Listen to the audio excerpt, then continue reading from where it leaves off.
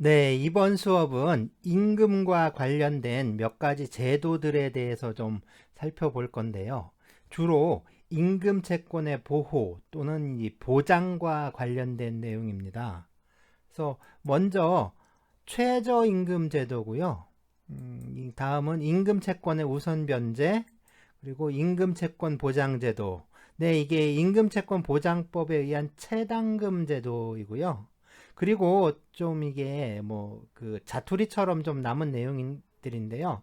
이 무노동 무임금하고 이 동일노동 동일임금 원칙입니다. 최저임금제도가 시행된 게 1986년 12월 31일인데요. 네. 이 저임금 노동자를 보호하기 위한 최저임금법이 이때 이제 제정돼서 시행이 되었습니다. 이게 1986년인데, 이 1986년 하면 서울에서 아시안 게임이 열렸고요. 그래서 이 임춘애 선수가 육상에서 금메달을 따고 라면만 먹고 운동했다. 그래서 우유 먹는 친구들이 부러웠다라는 말을 해서 유명해졌습니다.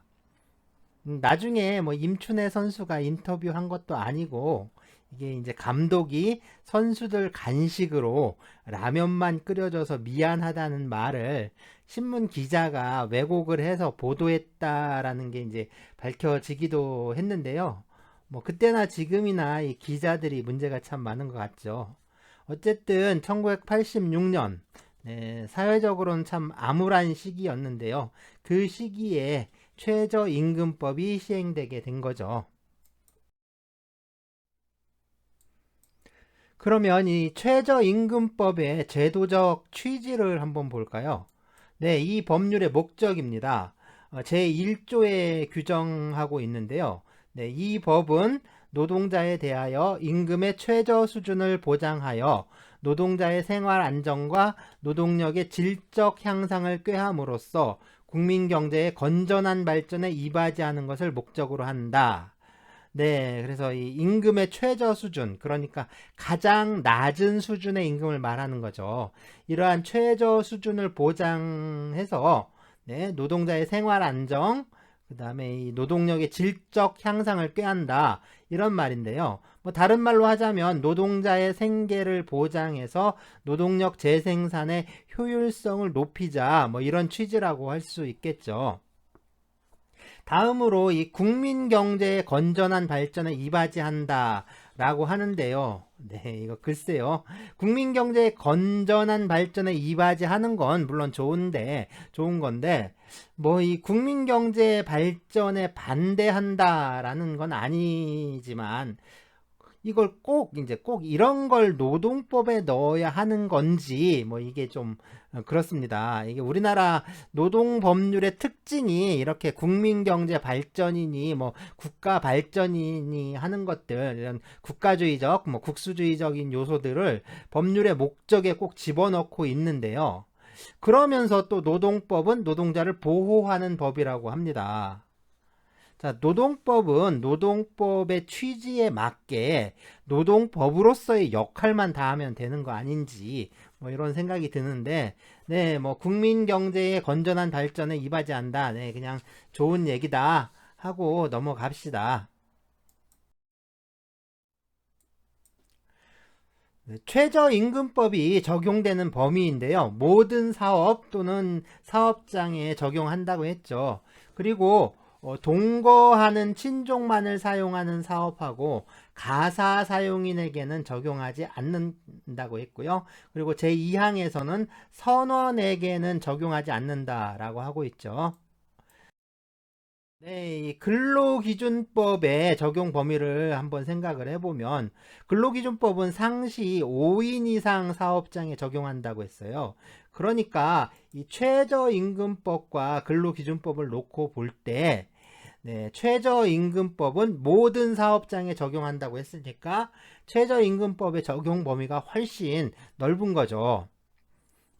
동거하는 친족만을 사용하는 사업, 네, 근로기준법에서 이제 살펴보기로 하고요. 뭐 생계를 같이 하는 가족 또는 친족 뭐 친척들끼리 하는 사업을 말하고요. 그다음에 가사 사용인 역시 마찬가지입니다. 이거 역시 근로기준법과 같은 개념인데 그 집안일을 돌봐주기 위해서 고용된 사람들 뭐 그런 사람들을 말하는 거죠. 이건 근로기준법의 적용 범위에 대해서 앞으로 이제 다루게 될 텐데 그 부분에서 이 내용들을 살펴보기로 하죠. 네, 근로기준법과 달리 이 최저임금법에는 이 선원에 관한 규정이 있는데요. 선원에게는 최저임금법을 적용하지 않는다라고 했습니다. 그래서 선원에게는 이 선원법이 적용되는데요. 뭐 다른 경우도 마찬가지인데요. 선원의 노동관계에 대해서는 뭐 일반적인 노동법령이 적용되지 않습니다. 그러니까 일반적 노동법들은 선원의 노동관계에 적용되지 않고요. 그러면 선원에 대해서는 뭐가 적용되느냐? 여기 이 선원의 노동관계에 대해서는 선원법이라는 이 독자적인 법률이 있습니다. 그래서 이 선원법이 적용되고요. 그 다음에 이 공무원의 경우도 있는데 공무원의 경우 공무원도 역시 노동자인데요. 그렇지만 공무원의 노동관계는 공무원법이 적용되고 일반 노동법령이 적용되질 않아요. 그리고 공무원법에 의한 공무원 처우가 이 근로기준법이나 최저임금법이 정하는 그 노동조건의 기준보다는 항상 우위에 있죠. 그러니까 상회하기 때문에 뭐 굳이 노동법령을 적용할 필요나 그런 여지가 없는 거죠.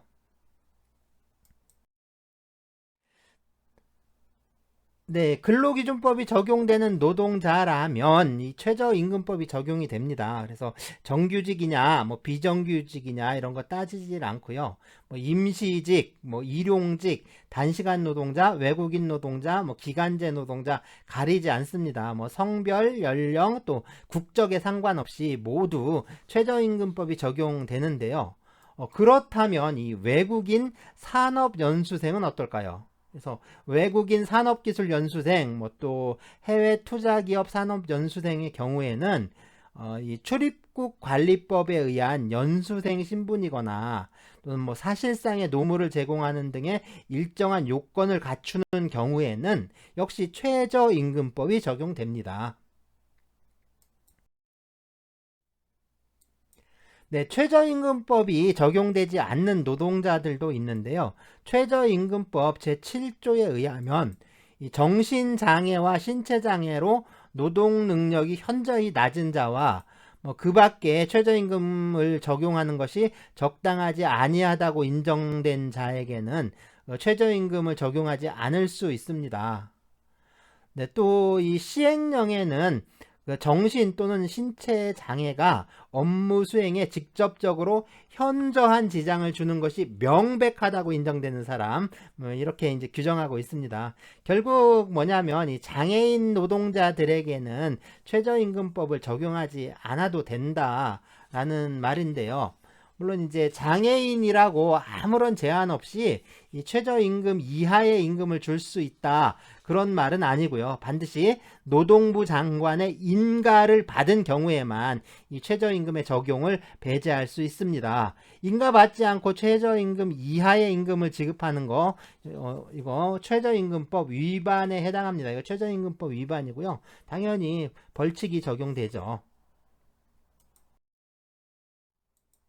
네, 수습 노동자의 경우에는 이 최저임금을 감액할 수 있습니다. 그러니까 최저임금보다 더 적은 임금을 지급할 수 있다는 말인데요. 원래 이 규정은 이 수습 노동자와 감시, 단속적 노동자도 함께 좀 규정이 되어 있었는데 2017년 9월 19일에 이 법률을 개정하면서 이 감시 단속적 노동자가 삭제가 되고요. 수습 노동자만 남았습니다. 감시 단속적 노동자는요, 이 감시와 단속적 노동에 종사하는 노동자들인데요. 이 감시적 노동자는 그 감시하는 것을 주 업무로 해서 상태적으로 봤을 때 정신적, 육체적 피로가 좀 적은 업무에 종사하는 노동자들을 말해요. 주로 뭐 경비원들이나 물품 감시원, 뭐 수의 등의 이 노동이 여기에 속한다고 하고요.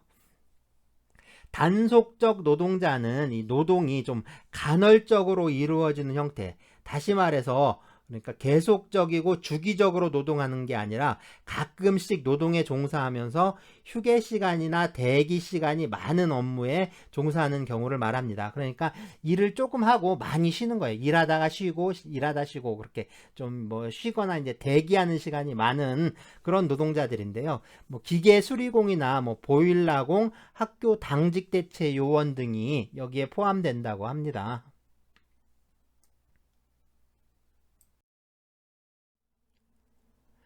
네, 수습 노동자에게 최저임금을 감액을 하려면 먼저 1년 이상의 기간을 정해서 이 노동계약을 체결하고 그리고 수습 중에 있는 노동자이어야 하고요.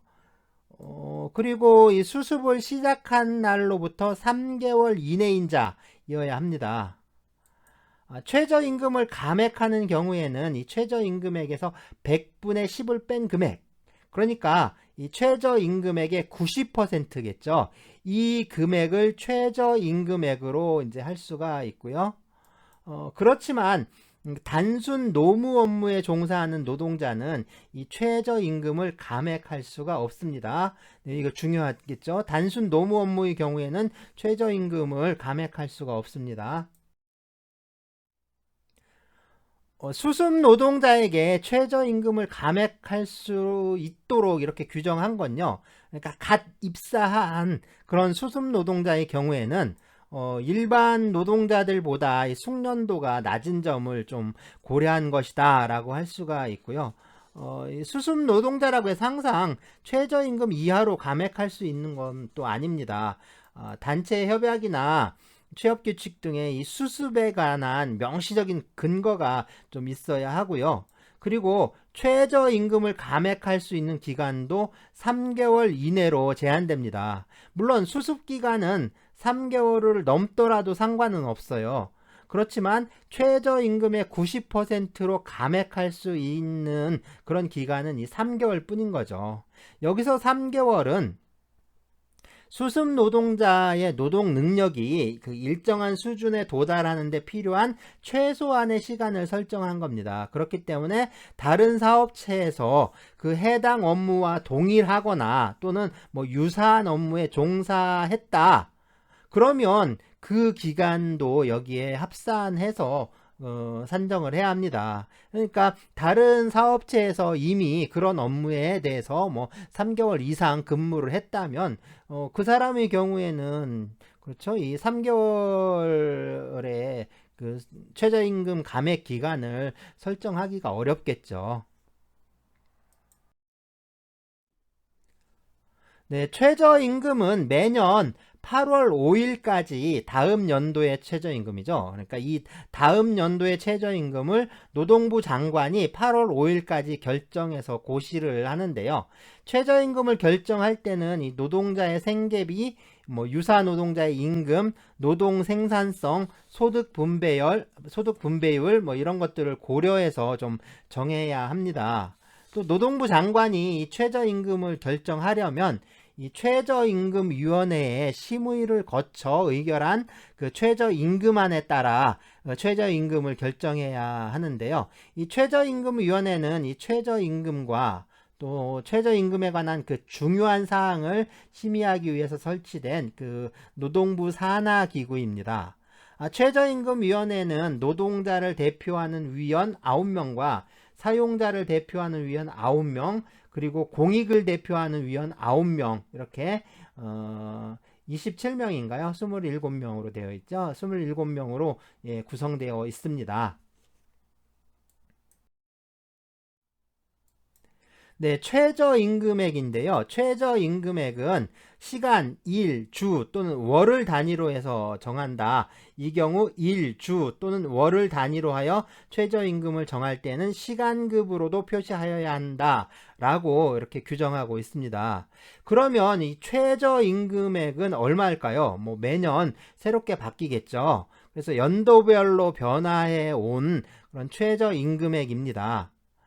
자, 2016년부터 올해까지 뭐 최근 그 6년치만 좀 보기로 하겠는데요. 네, 그래서 2016년에 6,030원이었죠. 그래서 월급으로 계산하면 126만 720원이었는데, 뭐 2017년에 6,470원, 뭐 이런 식으로 그 상승을 하다가 작년에는 시간급이 8,590원, 그리고 월급 형태로는 179만 5,310원이었죠. 그리고 올해 2021년에는 8,720원입니다. 그래서 월급으로 환산하면 182만 2,480원이죠. 이렇게 이제 최저임금액은 매년 바뀌고 있고요. 자, 이 최저임금에 제도적으로 연동되어 있는 경우, 그러니까 매년 바뀌는 시스템으로 되어 있는 거죠.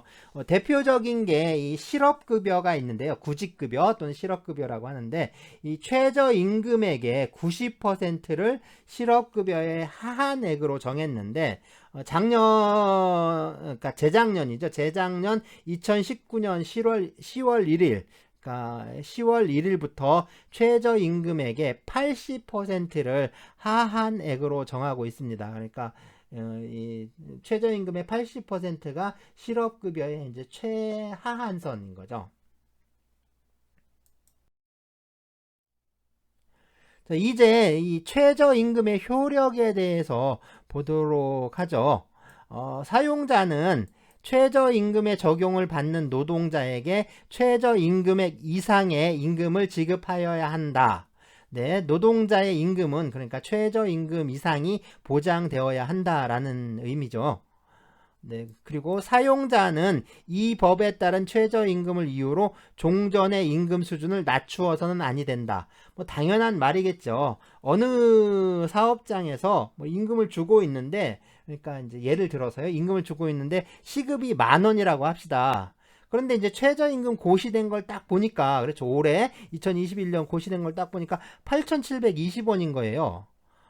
그러니까 그렇죠. 아, 내가 이게 너무 많이 주는구나. 그래서 내가 좀 너무 많이 주는 것 같아 해서 시간급을, 그러니까 10,000원에서 8,720원으로 깎는 거. 이런 건 좀 곤란하겠죠. 네. 사장님, 이러시면 안 됩니다. 네. 이거 안 되죠. 안 됩니다. 다음으로 이 최저임금보다 못 미치는 액수를 임금으로 정한 이 노동계약의 그 임금 규정 있죠. 그런 임금 규정은 당연히 무효입니다.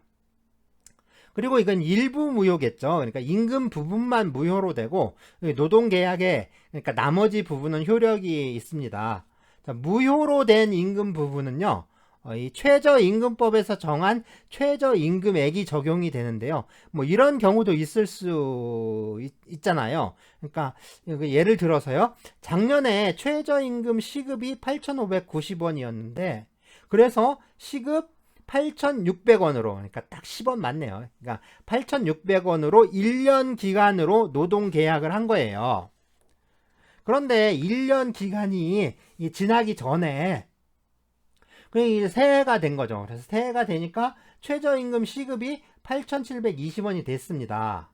이럴 경우에 이 시급 8,600원은 어떻게 되느냐, 이게 문제인 거죠.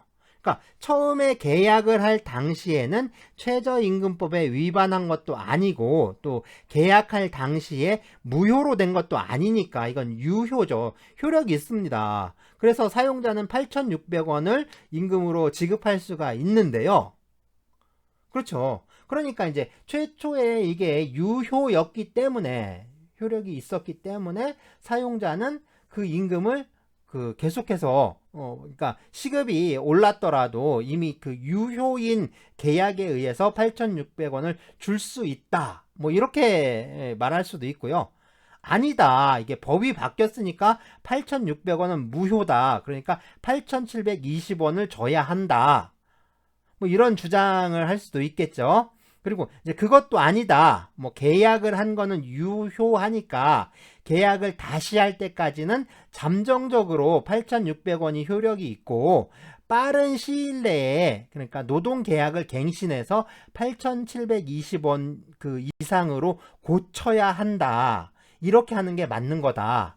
뭐 이런 주장들도 할 수 있습니다. 그러니까 지금 말한 거 있잖아요. 최저임금에 적용을 받는 노동자에게 이 최저임금에게 미치지 못하는 금액을 그 임금으로 정한 노동계약은 무효다라고 했는데 이거는 처음부터 이 무효인 경우를 말하는 거 아니냐.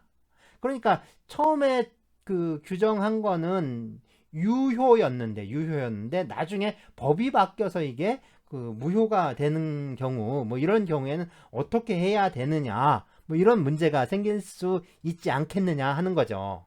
그러니까 이 문제는 우리가 이제 출석 인증 과제로 하겠습니다. 그래서 2020년 최저 시급이 8,590원일 때 시간급 임금을 8,600원으로 1년간 노동계약을 체결했어요. 그런데 올해 최저 시급이 8,720원으로 인상이 된 거죠. 그러면 8,600원을 시간급 임금으로 정한 이 노동계약의 효력은 어떻게 되는가? 이게 이제 문제입니다. 물론 이건 뭐 정답이 있느냐 뭐 그런 문제, 정답을 내가 꼭 맞추겠다 그런 생각보다는요, 내 생각은 이래, 이런 경우엔 이렇게 하는 게 좋겠어 라는 그런 의견들을 좀 정리해서 적어주면 좋을 것 같아요. 그러니까 정답을 찾는다기보다 정답을 맞추겠다 뭐 이런 생각보다는 내 생각을 좀 정리해서 적어보겠다 그런 걸로 좀 적어주면 좋을 것 같아요. 어쨌든 이건 그 뒷부분에서 다시 한번 출석인증 과제에 대해서 말하면서 다시 얘기를 하도록 합시다. 자, 공장을 판다 하는 그 공장 매매 현수막이 붙어 있네요. 그래서 이제 부도가 나고 기업이 도산한 경우인데요. 이 파산이라고 하는데 보통 파산이라는 말 많이 쓰죠. 근데 파산과 도산은 약간 의미가 다르다고 할 수 있습니다. 뭐냐면 이 도산은 회사가 무너진 경우를 가리키는 일반적인 용어라면요. 이 파산 있죠, 파산은 무너진 회사의 재산을 정리하는 어떤 법적인 절차를 말하는 거예요. 그러니까 회사가 무너지는 건 도산, 그리고 무너진 회사를 정리하는 절차, 이게 파산 뭐 이렇게 말할 수가 있는데, 근데 뭐 일상 용어에서는 잘 구분을 안 하고 사용하는 게 많죠. 그래서 그 구분 잘 안 하고 쓰고 있습니다. 자, 보통 이 채무자가 그죠? 채무자가 이 지급 불능이나 채무 초과의 상태에 이르게 되면 이 채무자의 총 재산을 가지고요, 다수의 채권자들한테 이 공평하게 좀 변제를 해야 하는데요. 뭐 일반적인 민사 집행 절차 있죠. 일반적인 민사 집행 절차가 이 채무자의 어떤 특정한 재산에 대해서 강제 집행을 하는 건데, 뭐 이거하고는 좀 달라요. 그래서 파산 절차라는 건 채무자의 총 재산, 그러니까 모든 재산에 대해서 포괄적으로 그 행해지는 그런 집행 절차에 해당합니다. 그러니까 일반적인 민사 집행 절차가 채무자의 어떤 부동산, 뭐 예를 들면 주택이면 주택, 임야면 임야, 어떤 농지면 농지, 뭐 이렇게 이제 특정한 물건이나 어떤 이제 또 개별적인 권리들에 대해서 강제 집행을 하는 건데, 이 파산 절차 역시 민사 집행 절차거든요. 그런데 이 파산 절차는 그런 거 가리지 않는 거예요. 주택이나 뭐 임야, 농지, 뭐 부동산, 물건, 권리 뭐 이런 거 가리지 않고요. 채무자의 모든 재산에 대해서, 그러니까 채무자의 모든 재산에 대해서 그냥 한꺼번에 집행을 한다는 점입니다. 자, 그런데 이 채권자들의 경우 보면 그냥 단순한 일반 채권도 있고요. 뭐 이제 담보 물건이나 담보권에 의해서 담보된 채권도 있고, 뭐 전세권에 기한 보증금 반환 채권도 있고, 뭐 이제 채권의 종류가 많습니다. 뭐 당연히 그러면 이 채권이잖아요. 이런 권리의 사이에 우열이라고 할까요? 아니면 이제 권리의 우선순위 뭐 이런 게 문제가 되는데요. 이게 민사관계에서 원칙이 있는데, 민사관계에서 원칙은 뭐냐면 물권은, 그러니까 물적인 권리 있죠. 물권은 채권에 항상 우선합니다. 그러니까 물권은 채권에 우선한다. 이게 원칙이에요. 또 이제 같은 물건끼리 있죠. 같은 물건끼리는 권리가 성립한 시간에 따라서 순위가 결정된다 라는 또 원칙이 있어요. 그래서 시간에 빠르면 권리에 빠르다라는 원칙이라고도 하는데요. 그래서 물권은 순위에 따라서, 그러니까 그 성립한 순서에 따라서 순위가 정해져요. 그래서 그 순위가 매겨져서 1순위, 2순위에서 쭉 순위별로 이렇게 결정이 됩니다. 그리고 이제 마지막에 채권 있죠. 채권. 그러니까 일반 채권들은 서로 다 평등해요. 그래서 그 물권은 그 빠른 게 우선한다라는 원칙이 있고, 채권은 서로 평등하다라는 원칙이 있습니다. 이게 무슨 차이냐면, 그 물권의 경우에는 그 강제 집행을 하잖아요. 그러면 1순위부터 선순위 물권이 만족을 얻어야만 이게 이제 다음 순위로 내려가요. 그래서 1순위 저당권이 500만원, 뭐 2순위 저당권이 300만원, 뭐 3순위 저당권이 400만원, 뭐 이렇게 해요. 그러면은 그 채무자의 재산을 강제 집행하잖아요. 그럼 강제 집행을 하면 1순위 저당권부터 이제 변제를 하는 거예요. 그래서 1순위 저당권 변제가 끝나면 2순위 저당권이 변제를 받고, 2순위 저당권 변제도 끝나면 그 다음에 3순위 저당권이 이제 변제를 받고, 뭐 이런 식으로 이제 차례차례 내려가게 돼 있는데, 채권은 그게 아니고, 뭐 이제 500만원 채권을 갖고 있는 사람, 300만원 채권, 뭐 400만원 채권 있잖아요. 그러면 그 강제 집행을 해요. 그래, 강제 집행을 해서 채무자 재산을 강제 집행을 해서, 그럼 그 재산, 그 강제 집행을 하면 그 뭐죠, 이제 압류를 해서 경매에 처분을 하면, 경매에 넘기면 거기 이제 그 경락 대금이 들어오잖아요. 그럼 그 대금으로 채권자들한테 이렇게 분배를 해주는데, 그 채권 액수의 비율에 따라서 분배를 합니다. 그러니까 채권이 언제 생겼느냐 이런 건 중요하지 않고, 채권 액수에 따라서 똑같이 이제 평등하게 그 비율에 따라서 분배를 해줘요. 그래서 그거를 이제 안분배라고 해요. 안분배 한다라고 얘기를 합니다. 그래서 채권의 비율에 따라서 그 분배를 해주는 걸 말해요. 그리고 이제 물권은 항상 채권보다 우선하고요.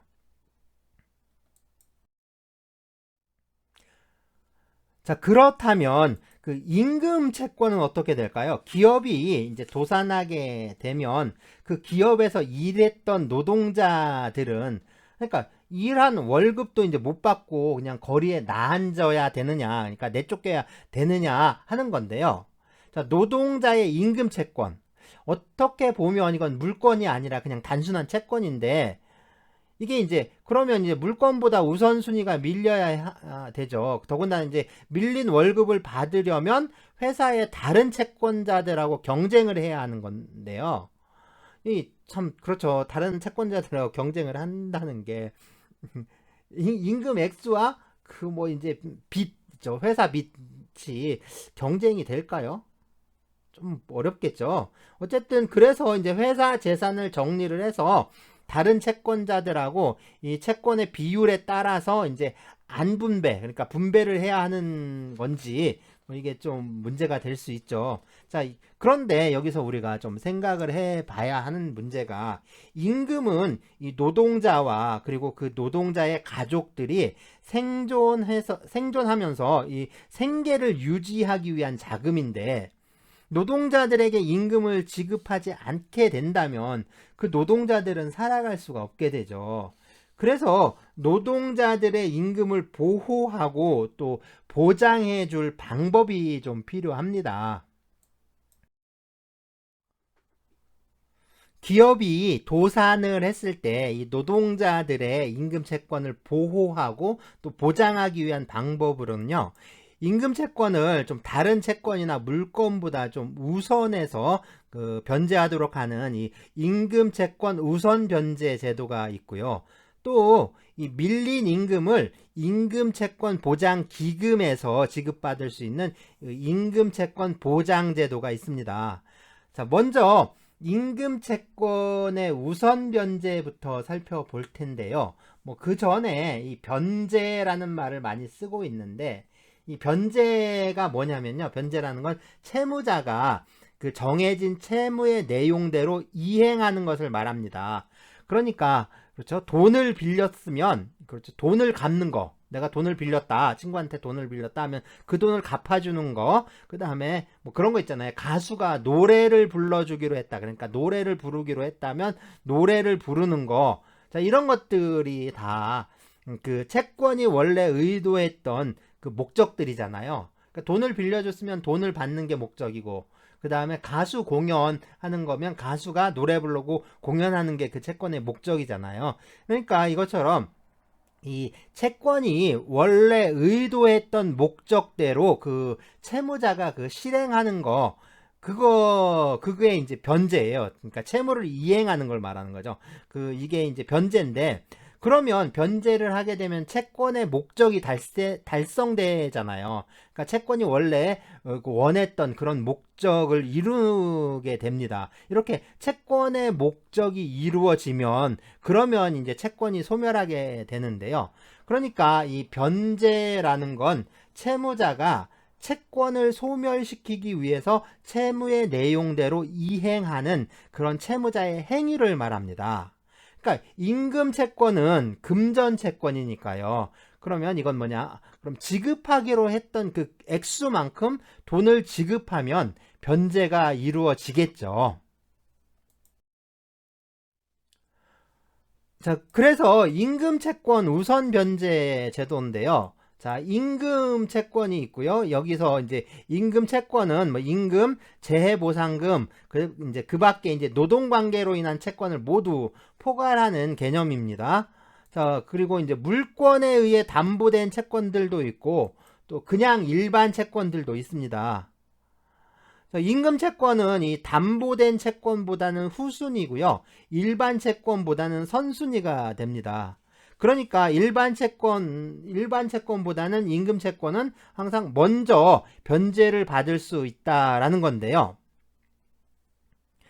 자, 조세나 공과금의 순위도요. 일반 채권과 같은 위치에 있기 때문에 임금 채권이 우선한다라고 할 수가 있습니다. 다만 이 담보된 채권보다는 후순인데요. 이 채권은 그러니까 질권이나 뭐 저당권 또는 그 특별법인 뭐 동산채권 등의 담보에 관한 법률, 그런 게 있어요. 이 동산채권 등의 담보에 관한 법률이 있는데 그 법률에 의해 인정되는 담보권에 의해서 담보된 채권들인 거죠. 그런데 이런 담보된 채권보다 좀 우선하는 조세 공과금도 있어요. 당연히 이런 조세 공과금에 비하면 임금 채권은 후순위에 있는 거죠. 자, 이렇게 담보된 채권보다 후순위이지만 다른 일반 채권들보다 우선해서 변제받을 수 있는 이거를 임금 채권의 우선 변제라고 합니다. 그런데 보면 이제 물권 또는 물권으로 담보된 채권의 순위가 밀리면서 좀 우선 변제라고 하는 건 좀 그렇잖아요. 그러니까 대부분 또 파산을 하게 되면 이 저당권이나 질권이 설정된 채권도 다 변제받지 못하는 경우가 참 많아요. 그러니까 담보된 채권이라고 해서 다 변제받을 수 있는 건 아닙니다. 아주 선순위 채권들만 좀 변제받을 수가 있는데, 이런 경우라면 이럴 경우에는 임금 채권의 우선 변제 제도도 그러니까 별다른 쓸모가 좀 없다는 거예요. 그러니까 그렇죠. 이제 그 담보된 채권이 또 다 만족을 못 하는데 임금 채권을 만족시키는 방법이 드문 거죠. 자, 이처럼 모든 권리에 이제 있죠. 그래서 이제 이 담보된 채권들 있잖아요. 담보된 채권이라든가 뭐 조세, 공과금, 그리고 이제 다른 채권들보다 우선하는 임금 채권이 있어요. 그러니까 아주 우선하는 저 별표 있는데 임금 채권이 있는데, 이것처럼 이제 모든 권리에 우선해서 임금 채권을 변제받을 수 있는 이것을 임금 채권의 최우선 변제라고 합니다. 자, 최우선 변제를 받을 수 있는 임금 채권은요, 이 모든 임금이 아니라 최종 3개월분의 임금하고 재해보상금입니다. 자, 이러한 임금 채권의 우선 변제 또는 최우선 변제 제도가 좀 실효성을 갖기 위해서는요, 이 파산이나 회생 절차에 있어서 좀 임금 채권을 보호하는 이 절차법적 규정이 있어야 할 텐데요. 자, 여기에 대해서는 채무자 회생 및 파산에 관한 법률에 좀 특별한 그 절차적 규정을 두고 있습니다. 자, 먼저 파산의 경우인데요. 이 채무자가 파산 선고 당시에 가지고 있던 총 재산을 이걸 파산재단이라고 하는데요. 여기에는 채무자가 파산 선고 전에 생긴 그런 원인으로 장래에 행사할 수 있는 청구권도 모두 포함됩니다. 자, 그리고 이 채무자에 대하여 갖고 있는 청구권, 즉 이 파산 채권이라고 하는데요. 다시 말해서 파산 채권은 누군가, 그러니까 어떤 채권자겠죠. 어떠한 채권자가 채무자에 대해서 갖고 있는 채권을 말하는데요. 이 파산 채권은 파산 절차에 의하지 않으면 이 변제받을 수가 없어요. 다음으로는 이 별제권이라는 권리가 있는데요. 이게 이제 파산 재단에 속하는 재산에 대해서 뭐 유치권, 질권, 저당권 이런 것들이 이제 담보 물권들인데요. 이러한 담보 물권하고 그 특별법이죠. 이제 동산 채권 등의 담보에 관한 법률에 따른 그런 담보권, 그리고 전세권을 가진 사람이 갖는 권리. 자, 이런 권리들을 별제권이라고 합니다. 별제권. 그러니까 그 별도로 이렇게 변제받을 수 있는 권리예요. 그래서 이 별제권인데, 이 별제권은 파산 절차에 의하지 않고 행사할 수가 있습니다. 그리고 파산 절차에 의하지 아니하고 이 파산 재단으로부터 일반 파산 채권자의 우선에서 변제받을 수 있는 채권을 보통 이제 재단 채권이라고 하는데요. 재단 채권입니다. 이 노동자들의 임금 채권 역시 이 재단 채권에 해당합니다. 이 재단 채권은요, 파산 절차에 의하지 않고 그냥 수시로 변제받을 수 있고, 또 파산 채권에 우선합니다. 또한 이 재단 채권 상호 간의 관계에서는요, 임금 채권은 다른 재단 채권에 비해서 항상 우선해요. 그러니까 임금 채권은 다른 재단 채권보다 좀 우선합니다. 자, 파산이나 회생 절차에 관한 법률이 뭐 지금은 이렇게 이제 채무자 회생 및 파산에 관한 법률이라고 하나의 법률로 되어 있는데요. 이게 원래 그러니까 파산법, 화의법, 회사정리법이라는 세 개의 법률로 나눠져 있었어요. 그래서 이 세 개의 법률을 강학상, 그러니까 이제 대학에서 강의하기 위한 목적, 또는 또 이제 학문적인 그 목적, 그래서 이런 강학상 또는 학문적으로 분류한 그 법 체계상 요거를 우리 이제 도산법 또는 파산법이라고 불렀는데요. 이게 이제 그 파산법, 화의법, 회사정리법 이 세 가지가 나중에 지금처럼 이렇게 통합이 돼서, 그러니까 이제 지금 같은 체계를 이제 형성하게 된 거죠.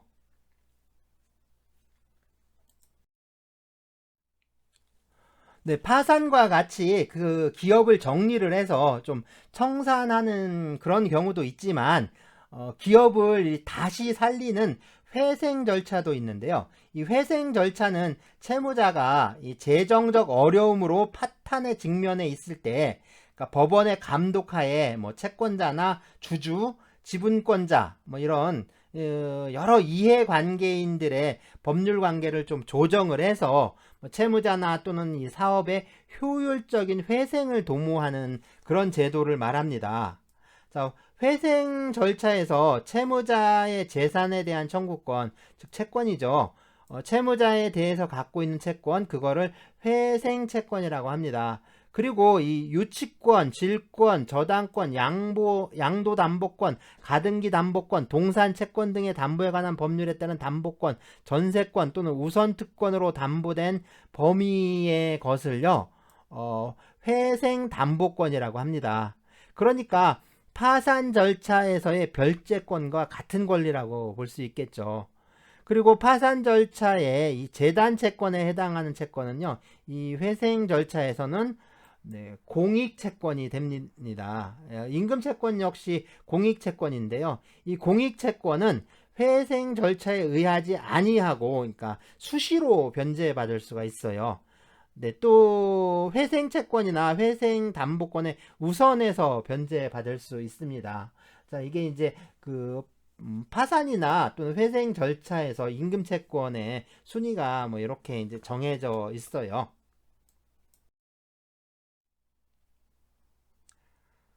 네, 기업이 좀 도산을 하게 되면 뭐 임금이나 퇴직금을 지급받지 못하고 뭐 일자리마저 또 잃게 되는 노동자들이 참 많은데요. 임금 채권 우선 변제 제도가 있다고 해도 파산 절차나 회생 절차에서 노동자들의 임금이 또 제때 지급되기 어려운 경우가 참 많습니다. 더군다나 이제 기업 도산으로 좀 부득이하게 퇴직하게 된 노동자들의 경우에는요, 당장 그 생계 곤란의 위험에 처하게 될 텐데요. 이것처럼 기업이 도산하는 바람에 노동자가 뭐 임금이나 퇴직금을 지급받지 못하고 퇴직을 했을 때 이 퇴직한 노동자가 그러니까 이제 그렇죠. 이제 이 퇴직한 노동자에게 사업주를 대신해서 임금 채권 보장 기금에서 좀 일정한 범위의 체불 임금을 지급하는 임금 채권 보장 제도가 지금 시행되고 있습니다. 그러니까 노동자의 기본적인 생활 안정을 도모하려는 것이 바로 이 제도의 취지라고 할 수 있겠죠. 자, 사업주가 도산하면 임금 채권에 우선 변제권이 있더라도 이걸 실현하는 데에는 좀 절차적인 제약이 많이 따르고 있어요. 또 무엇보다도 이 사업주의 변제 자력이 좀 갖추어지지 않았다면, 그러니까 사업주가 그 돈을 그러니까 갚을 능력이 이제 없다면 이게 좀 실효성이 많이 떨어진다라는 그런 문제점이 있는 거죠. 그래서 이러한 문제점을 좀 극복하기 위해서 1967년에 이 벨기에에서 처음으로 이 보험적 기법에 의한 보장 제도가 시작돼서 이게 발전하게 됐고요.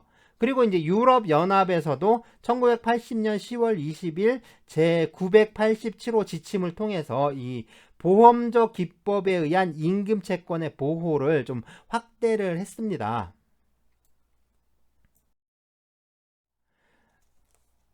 네, 한편으로요, 이 국제노동기구, 그러니까 ILO죠, ILO, 국제노동기구에서도 국제적인 노동협약을 통해서 이러한 문제점에 대처하게 되는데요. 1992년 그 사용자 파산 시 노동자 청구권의 보호에 관한 제 173호 협약을 채택한 것이 뭐 그러한 노력의 일환이라고 좀 할 수가 있고요. 이 제 173호 협약은 임금 채권을 그 다른 채권에 우선해서 변제할 수 있는 그런 우선 특권을 통하여 노동자의 임금 채권을 보호하고 또 이와 더불어 보장 제도를 통해서 노동자의 임금 채권을 보호하도록 하고 있습니다. 자, 협약 제5조는요.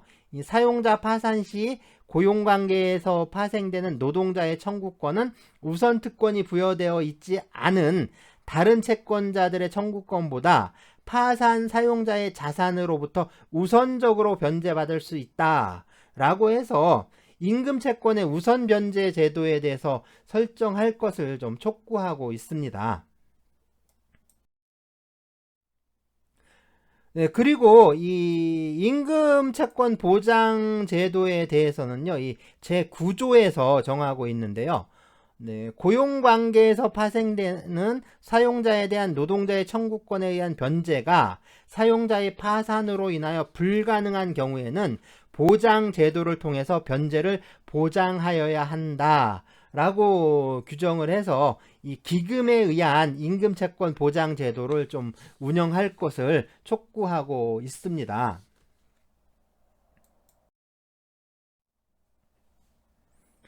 우리나라에서도 1997년 이 경제 위기를 겪었는데요. 이게 IMF, 그러니까 국제통화기금이죠. 이 국제통화기금으로부터 우리나라가 지원을 받은 사건이 있었습니다. 보통 뭐 외환 위기라고도 부르는데요. 이때 많은 기업들이 도산하고 또 구조 조정의 칼바람으로 많은 노동자들이 실직하게 됐습니다. 정말 이제 많은 노동자들이 거리로 그러니까 내몰리고 굉장히 힘들었던 시기였죠.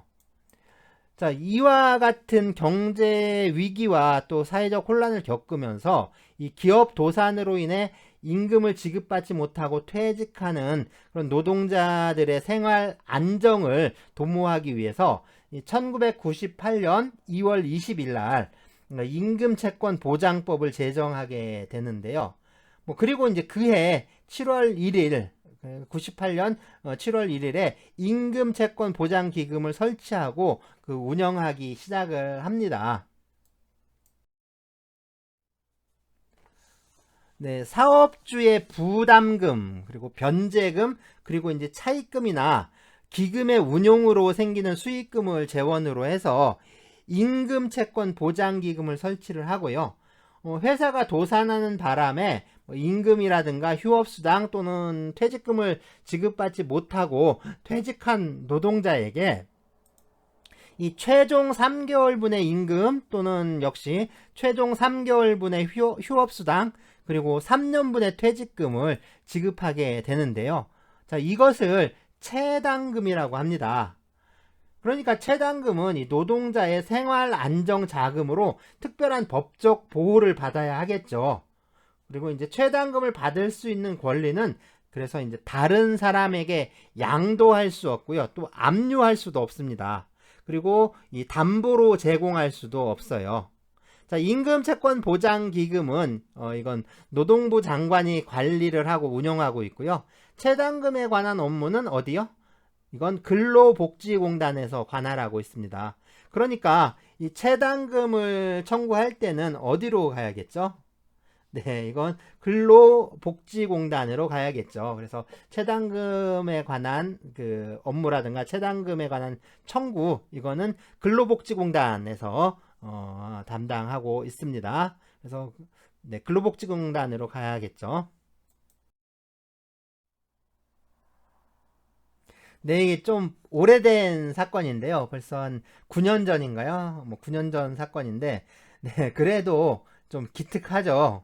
네, 국회의원들이 일 안 하면 돈을 안 받겠다라고, 그것도 이렇게, 이제 법으로까지 이제 만들어서 안 받겠다라고 하니까, 참 기특하긴 한데, 네, 기특하긴 한데요.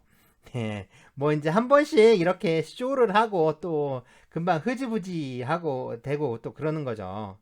이상하게 보면 또 사람들이 좀 또 원래 좀 똑똑한 사람들인데 이게 여의도에만 가면 이렇게 붕어 IQ가 돼버리니까 이건 참 희한한 일이죠. 희한한 일입니다. 네, 그래서 자, 문호동 무임금인데요. 문호동 무임금 말이 많죠. 그래서 문호동 무임금. 자, 이 문호동 무임금은 그러니까 일을 하지 않은 기간에 대해서는 임금을 지급하지 않는다라는 뭐 그런 원칙을 말하는 건데요. 원래 이게 그 법에 명시된 원칙은 아니었습니다. 그리고 이제 전에는 이 파업 기간 동안에도 그 전액은 아니지만 임금의 일부가 지급이 됐는데요. 이게 그러니까 1995년 대법원 전원합의체 판결이 나오기 전까지는 그랬어요.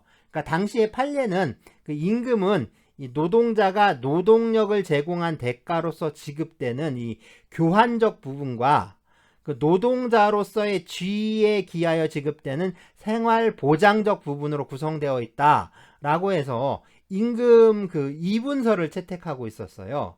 그래서 이제 이 어떤 교환적인 임금과 그 다음에 그러니까 노동의 대가로서 지급하는 교환적 임금과 노동자로서의 지위에서 그 지급받는 생활보장적 임금이 있었는데 뭐 이제 그러니까요. 그렇기 때문에 이 파업이라든가 이런 쟁의 행위로 그 노동력을 제공하지 아니하는 그런 기간에도요, 사용자는 이 노동의 대가는 지급하지 않아도 되지만 이 생활보장적 임금은 이것은 지급해야 한다라고 봤던 거죠. 그래서 이제 임금의 그 파업 기간에도 임금의 50%는 이 생활보장적 임금으로 지급이 됐습니다. 지급이 됐었는데 네, 이게 이제 생활보장적 임금 부분이 있죠. 이거 임금 2분설이라고 하는데, 임금 2분설이 이게 아마 그 일본 쪽에서 나온 그 이론일 거예요.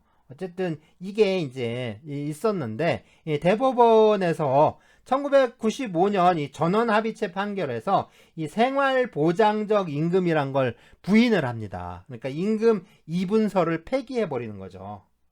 그리고 이제 대법원 전원합의체 판결에서 이런 이제 판결이 나오니까 그 후에 1997년에 이 노동조합 및 노동관계 조정법을 개정을 하면서 뭐 이런 판례의 논지를 그대로 받아들여서 무노동 무임금이 좀 전면적으로 입법화된 거예요. 그래서 현재 노동조합법은요, 쟁의행위 기간 동안 사용자는 임금 지급 의무가 없다 라고 규정하고 있고요. 또 노동자와 노동조합은 쟁의행위 기간 동안에 임금 지급을 요구하는 쟁의행위를 할 수 없다 라고 규정하고 있습니다. 그리고 또 이 파업뿐만 아니라 뭐 태업의 경우, 그러니까 파업은 완전히 일을 안 하는 건데 태업은 일을 하긴 해요. 일은 하긴 하는데 이제 좀 게으름을 피는 거죠. 그래서 작업 능률을 막 떨어뜨려 놓는 겁니다. 그래서 작업 능률을 이제 팍 떨어뜨려 놓는 그런 경우, 이게 태업인데, 이런 태업의 경우에도 이 무노동 무임금이 적용된다라는 게 이 판례의 태도예요. 그래서 판례는 이렇게 이제 판단을 하고 있는 거죠.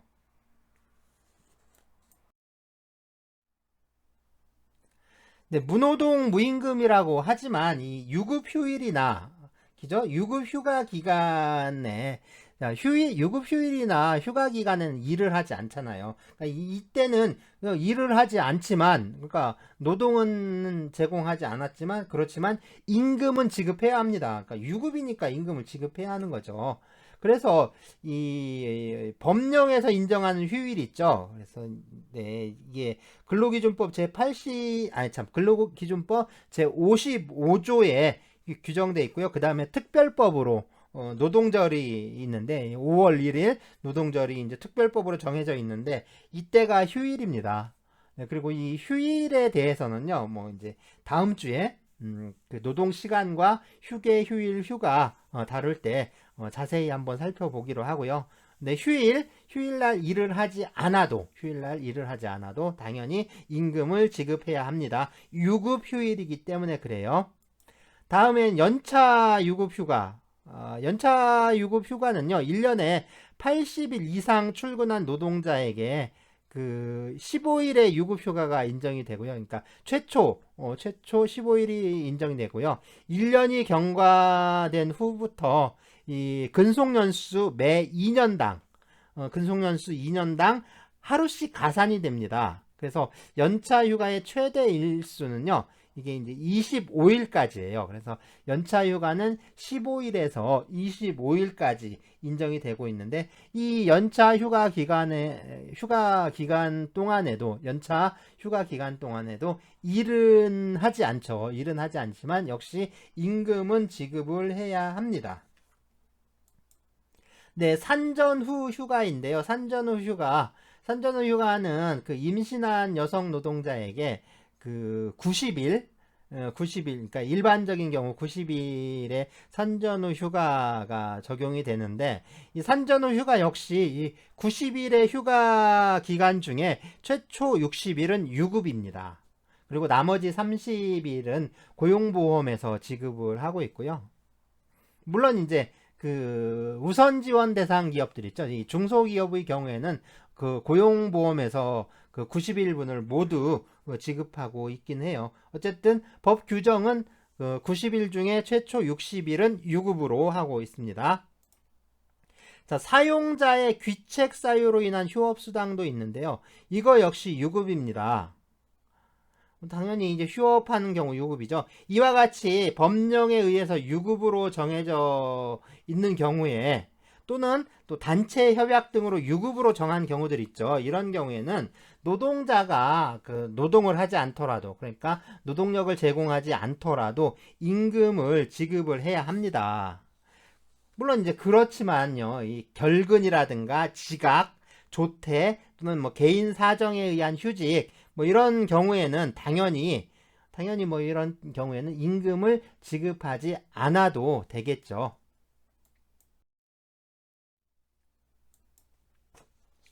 자, 동일노동, 동일임금의 원칙인데요. 이 동일노동, 동일임금의 원칙은 이 법 앞에 평등을 선언한 그 헌법 규정이나 아니면 차별적 처우를 금지하는 근로기준법의 규정에서도 좀 당연히 추론할 수 있는 원칙이긴 해요. 그렇지만 이게 동일노동 동일임금을 규정하고 있는 게 아직까지는 이 남녀고용평등법, 그러니까 남녀고용평등과 일가정 양립 지원에 관한 법률, 네, 좀 긴데요. 줄여서 남녀고용평등법이라고 하죠. 이 남녀고용평등법에만 규정을 두고 있어요. 그리고 이제 근데 이제 이 남녀고용평등법이 다른 영역까지 적용되는 건 아니거든요. 그러니까 다른 영역에는 그러니까 적용되고 있지를 않아요. 그러니까 남녀 차별뿐만 아니라 그러니까 다른 차별의 영역들 있잖아요. 뭐 예를 들면 뭐 연령이라든가 아니면 국적이라든가 이런 것들, 특히 이제 고용 형태, 이게 심각하죠. 뭐 정규직이냐 비정규직이냐, 고용 형태라든가 학력이라든가 뭐 출신 학교, 출신 지역, 뭐 국적이나 연령, 그리고 이제 장애, 그러니까 장애인 노동 문제, 이런 것까지 아주 다양한데요. 아주 이제 다양하게 나타나고 있는데, 사실 이 동일노동 동일임금의 원칙을 확대해서 좀 적용해야 한다라는 게 이 노동법적 과제이긴 한데, 그러니까 이 동일노동 동일임금의 원칙을 좀 모든 차별의 영역에 좀 확대해서 적용해야 한다. 이게 이제 노동법적 과제라고 할 수가 있는데, 이게 현실적으로 참 많은 어려움이 도사리고 있습니다. 자, 이게 주로 문제가 됐던 게 이제 남녀 차별 문제, 그러니까 남녀 차별 사안에서 이게 문제가 좀 많이 돼서요.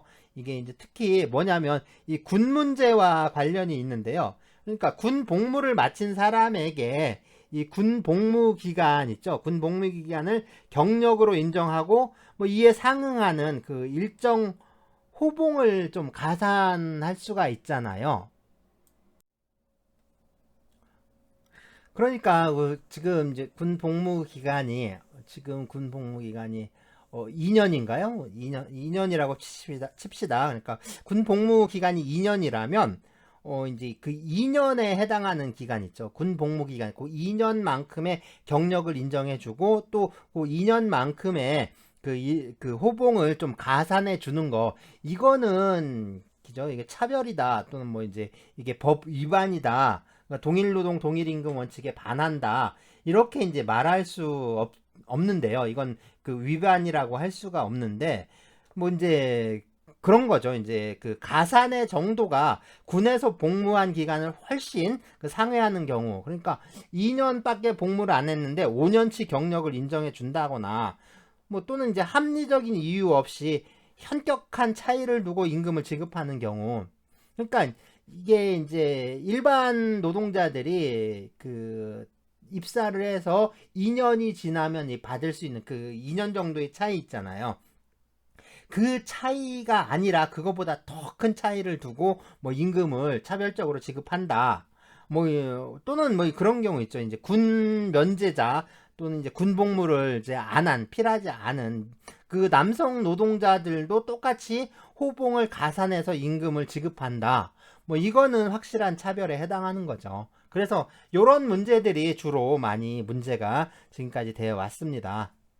예, 또 이제 재작년 3월에 좀 획기적인 판결이 하나 나왔는데요. 이게 뭐냐면 국립대학 강사를 이 전업 강사와 비전업 강사라 구분해서 이 강사료에 차등을 두는 게 차별이라는 대법원 판결이 나왔어요.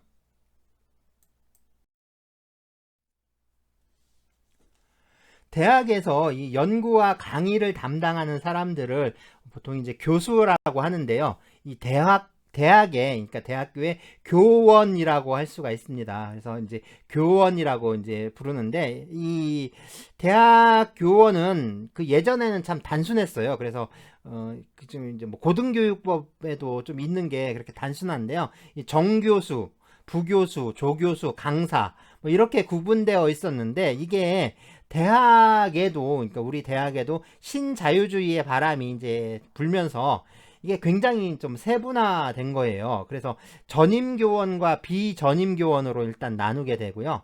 비전임교원은 뭐 기존에 있었던 강사라든가 그 외에도 뭐 연구교수니 뭐 계약교수, 기금교수, 뭐 산학협력교수, 아주 수많은, 진짜 수없이 많은 교수 직종을 만들어냈는데, 뭐, 사실상 뭐 예전에 강사들과 그다지 차이가 없습니다.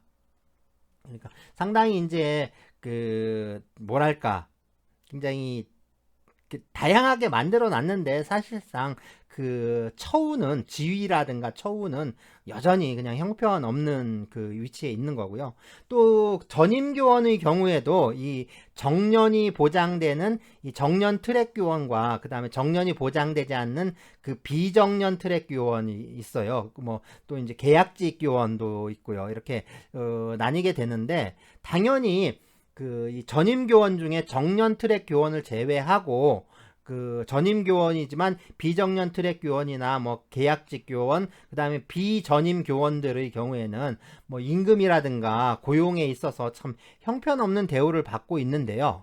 이게 이제 사회에서 보면 이게 이제 비정규직 노동자들이 받는 차별과 좀 동일하다라고 할 수가 있습니다. 그러니까 어쨌든 이 교육부에서 이 비정규직 대학 교원들의 좀 처우를 개선하기 위해서 국립대학교 강사료를 인상을 했어요. 그리고 이제 사립대도 강사들의 처우를 개선하라고 뭐 그런 압박을 넣었는데 문제는 이게 이제 대학의 그 재정 상황상 그 인상된 강사료를 좀 부담하기 어려운 겁니다. 국립대가 그렇거든요. 예, 국립대 경우가 그랬는데 그래서 이제 국립대의 경우에는 그 강의만 해서 생계를 유지하는 그 전업 강사, 그러니까 전적으로 이제 강의만 담당하는 그 전업 강사와 다른 직업이 있는, 그래서 다른 그 소득이 있는 비전업 강사로 이렇게 구분을 하고요. 그 다음에 이제 전업과 비전업 사이에 강사료를 차등해서 지급하게 된 거예요. 자, 그런데 문제는 뭐냐면 이 전업 강사의 강사료는 계속 인상이 됐는데 이제 계속 이제 오른 거죠. 그때가 아마 처음에 이제 그 강사료가 3만 원이었는데 처음에 이제 아마 3만 원이었을 거예요. 근데 이거를 그 몇 년 안에 이제 10만 원까지 올리겠다 해서 이제 차근차근 매년 이렇게 조금씩 올려가지고 전업 강사료는 이제 매년 인상이 됐어요. 근데 이 비전업 강사료는 계속해서 이제 거의 뭐 계속 그 제자리였던 거죠. 이제 전혀 오르질 않은 거예요. 그러니까 처음에는 이게 한 2배 차이가 안 났어요. 그러니까 2배 정도 차이가 안 났는데 이게 갈수록 차이가 2배, 3배, 그래서 3배 이상 차이가 나버리는 겁니다. 그러니까 이게 비전업 강사료가 이게 정말 형편없는 거예요. 그렇게 되니까 이 비전업 강사의 그 강사료가, 그러니까 비전업 강사들이 강사료를 이 전업 강사보다 적게 지급받는 거, 이건 차별이다. 이건 그 불합리한 차별이다. 이렇게 해가지고 소송을 제기를 했고요. 그래서 소송을 제기해서 법원에서도 그걸 받아들였던 거죠. 이게 뭐냐면 사실은 이게 이제 그 비전업 강사들이 소송을 제기한 게 아니라 그 전업 강사였는데 중간에 소득이 생긴 거예요. 소득이 생겼는데 그 학교에 그 소득 신고를 하지 않고 이제 소득이 생기게 되면 전업 강사에서 비전업 강사로 이렇게 신분을 변경을 해야 되는데 그 변경 신고를 안 한 거죠. 그러니까 학교에서는 계속 전업 강사에 맞춰서 강사료를 지급을 했는데 나중에 이 사람이 소득이 있는 게 밝혀졌어요. 그러니까 소득이 있는 게 밝혀지니까 어떻게 했냐면 그동안 이제 지급했던 전업 강사료에서 이제 비전업 강사료 사이에 차액 있죠. 그 차액을 학교에 반환하라라고 반환 청구를 한 거예요. 그래서 이제 이분이 이거는 나는 반환할 수 없다라고 해서 그 반환 이제 그 차액 반환 청구 있죠. 그러니까 대학에서 그 반환 청구한, 그러니까 국립대니까 그 행정 처분이죠. 그래서 그 대학 총장을 상대로 해서 그 행정 처분의 그 취소 소송을 제기를 한 겁니다. 그래서 강사료 반환 처분 취소 청구 소송 뭐 이런 걸 제기를 했는데 그 소송을 제기했고 그 법원이 그 소송을 다루면서 그 전업 강사와 비전업 강사를 그 강사료를 다르게, 그러니까 차등을 둔 거는 이거는 차별에 해당하고, 그러니까 이 불합리한 차별에 해당한다라고 이제 판결을 내린 겁니다. 그래서 뭐죠? 대학 강사료 차익 반환 청구한 거, 대학에서 한 거, 그거를 그냥 처분을 취소해라라고 이제 판결을 내린 거죠. 그래서 이제 소송에서 그걸 그러니까 받아들이게 된 거예요. 그러니까 이 판결이 있고 나서 국립대학의 경우에는 이 전업 강사와 비전업 강사의 강사료를 다르게 산정하는 거, 그게 이제 폐지가 됐습니다. 그게 폐지가 됐고요. 그리고 이제 몇 년 전부터는 국립대학의 경우에는 네, 이제 퇴직금까지, 퇴직연금 제도까지 이제 좀 시행을 하고 있는 것 같아요. 어쨌든 뭐 이제 국립대학은 이렇게 됐는데, 문제는 이게 국립대와 사립대 강사료 차이는 이게 엄청난 거죠. 엄청 차이가 납니다. 국립대는 거의 한 제 2배 정도 뭐 이렇게 받는 것 같아요. 어쨌든 이게 저희 동일노동 동일임금이라고 하지만, 사실은 이 국립대학하고 이 사립대학이 사업장이 다르기 때문에, 그리고 이제 사립대 간에도 차이가 상당히 많이 나는데요. 이 사립대 사이에도 그러니까 이제 사업장이 다른 거죠. 서로 이제 사업장이 다르니까. 그래서 이 동일노동 동일임금의 원칙이 좀 적용되지 못하고 있습니다. 물론 이제 대학의 경우였는데, 대학이 아닌 그냥 일반 사업장의 경우에도 이게 많이 문제가 되는 거죠. 그래서 보면 뭐 사내하청이라든가 뭐 불법 도급, 뭐 노동자 파견, 그 다음에 외주나 뭐 용역, 그런 것들, 그런 현상들이 이제 빈번하게 나타나는 게 바로 어떤 임금을 회피하기 위한, 그래서 그런 측면이 있는데요. 뭐 이런 저기에 대해서 동일노동 동일임금의 원칙이 좀 어떤 강제될 수 있는 그런 게 좀 필요하지 않은가, 뭐 이런 생각도 들죠. 좀 아직은 방법은 없는데, 아직은 어떤 뚜렷한 방법은 없는데, 어쨌든 이런 것들이 앞으로 좀 많이 고민되고 이제 많이 연구되고, 그런 방안을 좀 모색해야 할 필요가 있지 않은가, 이런 생각이 들어요. 그래서 동일노동 동일임금의 원칙, 이건 좀 상당히 중요한 원칙입니다. 그냥 남녀고용평등법에 있으니까 이 뭐 남녀 문제, 뭐 젠더 문제로 이렇게 그렇게 단순하게 이해할 수 있는 게 아니라, 뭐 특히 요새 많이 문제가 되는 게 이 고용 형태라든가 학력이나 학벌, 뭐 그 다음에 뭐 국적, 연령, 이런 것들 있죠. 그런 차이에 대해서 우리가 좀 많이 생각을 해볼 필요가 있어요.